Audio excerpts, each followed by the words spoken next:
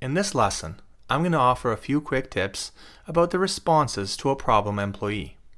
As a leader, you will run across employees that exhibit different kinds or various kinds of behaviors. Some of these behaviors will benefit the organization, while others, they're going to be detrimental to the organization. For example, the employee could show poor performance, or their conduct may be inappropriate, or they may even be aggressive. These are all problems which need to be addressed. The leader must take action in response to a problematic employee. The situation, it must be made to work.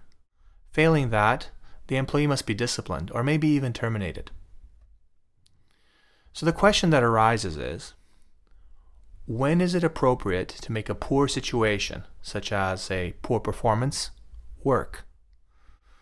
The thing to remember is the word attitude. If after meeting with the employee, you see that the employee is not satisfied with their situation and wishes to improve, then you can be justified in trying to make it work. However, if the employee is satisfied and happy with what is obviously an unacceptable situation, then you have to sit back a little bit and think, and maybe some discipline, or maybe even consider termination. But hopefully it's not going to come to this. Employees, they're an investment. And the thing about them is they all have different qualities. And there's no way to know whether one employee's qualities is more helpful than another employee's qualities. Perhaps the next employee you hire has a different set of qualities, but overall it doesn't make much of a difference. So the point is to develop the qualities that an employee has and just work on that and try to make it work if you can.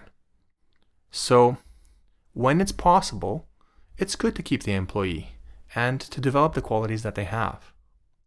If it's not possible to keep them, then just don't worry about it too much, because it may actually be of benefit to them to let them go. They may realize that they didn't have the attributes or the skills or the qualities that were necessary for the position, and they may even go to find a better fit somewhere else.